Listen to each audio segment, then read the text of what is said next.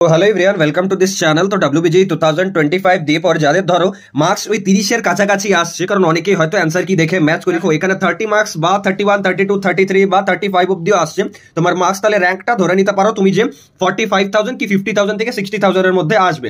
এবার অনেকে হয়তো ভয় খেয়ে আছো যে দাদা এই র্যাঙ্কে তো ভালো কোনো কলেজ আমি পাবো না, বা অনেক ইউটিউবারও বলছে যে এই র্যাঙ্কে তো ভালো কোনো কলেজ পাওয়া পসিবল নয়, তার থেকে বেটার হচ্ছে ডিরেক্ট অ্যাডমিশন নিয়ে নেওয়া।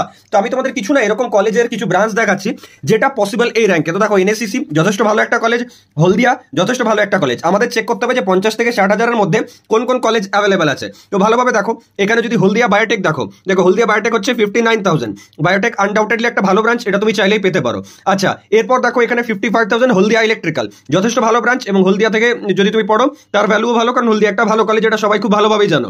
ঠিক আছে, এরপর দেখো NSCC তে যদি তুমি চলে যাচ্ছ, NSCC CSE IoT যে স্পেশালাইজেশনটা সেটা 47,000 সামথিং, এটা তুমি পাবে। এটা ছাড়া 45,000 আছে NSCC CSDS CSE স্পেশালাইজেশন, আর টিয়ার 3 তে যদি পড়ছো CSE যা ভ্যালু স্পেশালাইজেশনেরও তাই ভ্যালু। আচ্ছা, এরপর যদি 68,000 দেখতে চাও NSCC CSBS, দেখো এটাও কিন্তু তুমি পাচ্ছ।